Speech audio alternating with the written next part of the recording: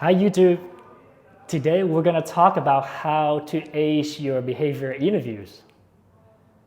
Hopefully this is the only guide that you need to go through the process, from start to the whole preparations.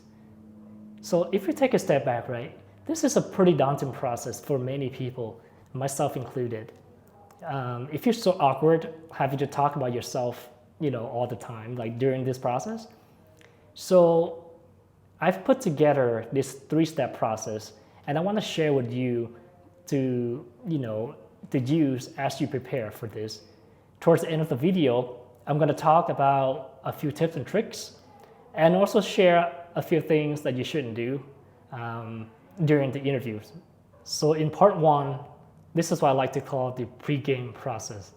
This is when you start jotting down ideas, your experience, what happened, what you did on paper. In addition to your memory, I would recommend to spend time reaching out to your coworkers or ex-coworkers, and also friends and family, so that you can get some perspective from them that you didn't know about. Then you can leverage some framework to kind of put together the structure on your responses. And then in terms of format, right, there are two different school of thoughts most commonly used. Number one, you want to use a story-based. Number two, you want to use the question-based. There's pros and cons to each one, right? So story-based, you literally write down one story or one experience, all the contents around it, and then you want to use that to link to any potential questions that you would need to answer. So to sum it up, you get one story, you link to multiple questions. The question-based format, you write down the answer to all the possible questions that you think of. This way requires a lot more of your memories and also a lot more time to write down the nitty-gritty details. Personally, I like to use a story-based approach because I don't like to memorize a lot of things. I just like to, have a few stories I feel really strongly about and then go from there. And I would recommend on this process, start out writing all the details that you can, and then eventually you want to refine that and cut it down to shorter, more punchy. So now you have the stories down in the pregame. The part two, I like to call it the delivery practice. This is when you want to decide on the approach you want to use when you approach answering the questions. There are two options for you here, main options. Number one, you can choose to use the framework. And number two, you can choose to not use the framework, right? So going on number one, I think there are two most popular frameworks out there, right? Number one is STAR or STAR-L. Situation, task, action, results, and then learning. And there's a second type, it's called DIGS, which is basically dramatize the situation, indicate alternatives, go through what you did, and then summarize impacts. It doesn't matter what you choose. Make sure you pick the one that you're most comfortable with, and also make sure that you're very natural as you go through them. Now, to go through the non-framework path, it's not necessarily the same thing as being unstructured. I like to use this approach a little bit more from time to time because it gives me the freedom and to be supernatural in my answer. And the way to approach this is make sure you follow some structure and some order.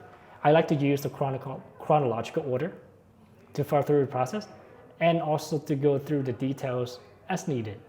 All right, we're almost there. A quick recap, right? Step one is a pregame where you write down your stories, you know yourself. Step two, you pick the way you want to deliver your story. Now comes step three. This is where the fun begins. This is when you actually get real practice. And a lot of times, this is often the part where many people overlook because one, they kind of dislike the process, and then two, they think that they know the story, they think they're good at it. So how do you practice? There are two ways to practice. Number one, which is ideal, is you practice with the partners, and then you gather feedback, and then you practice again and again and again. Now, if you don't have partner, what you can do is you want to record yourself answering these questions, and as you go through the recording, practice to improve and eliminate any potential mistakes that you find.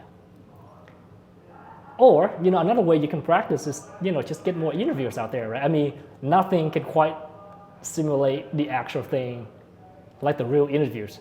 Get more reps, get more practice. So there you go.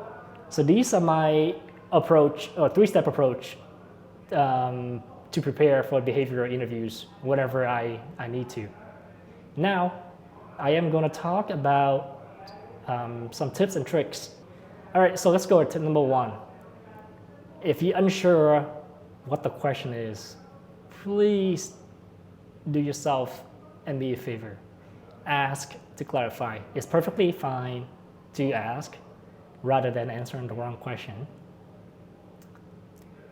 Then another trick is you can use or interesting question, basically to buy a little more time if you struggle to come up with an answer. Now, do notice though, like you don't want to use this way too often. That becomes awkward and that becomes a bad thing. If you need time to structure and think about your answer, feel free to ask the interviewer. They're human like you. They want you to do well. If you need time, ask for it, right? Do not just jump straight to something that you regret later. In the event that you cannot come up with an answer by any way, ask the interviewer for a different question. Be honest. They want to help you, right? So they'll come up with, most of the time they'll come up with another question for you to kind of help you share your personal experience, or they can rephrase the question a little bit differently. Next, keep your answer within 1.5 minute range and let them probe. And how do you know when your love of details is enough? You can just ask sometimes. There are cases when I just asked the interviewer, like, hey, I'm sharing this much I'm sharing this much information. What do you think? Is that sufficient? This happened when I interviewed for a few roles at Amazon and also several other companies. And they're like, yeah, sure, take your time. When you tell your story, be very flexible and be ready to pivot. Sometimes the interviewer will just dive into things that you didn't think or prepare for, right? Then just be very calm, be very structured to your responses, and then follow through your process. That leads me to my next tip and trick, which is know your stories really well. And I mean really well. You need to know down to details of the numbers. What did you do on that report? How did you feel about the outcome? How do you feel about that coming out of the meeting, about the conflict with somebody? Next is quite important. Use I a lot more, right? A lot of times we feel awkward, like when you use I, am I coming up as selfish or arrogant? But no, because they want to know what you did, what you contributed to the situation, how you feel about the problems, and not about your team, because they want to hire you, not your team. And last but not least, use pauses as needed. It's perfectly fine to give out a few seconds of silence. And after all this, right, like I would say this is a personal advice for myself. Just really enjoy the process.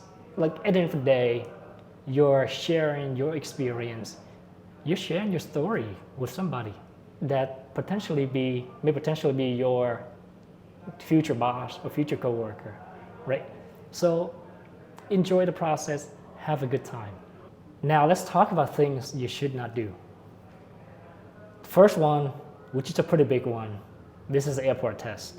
Do not be an a-hole. Like, do not give them a reason to not want you to be in the team. Don't be arrogant. Don't argue, right? You just want to be a good person to be in a team with.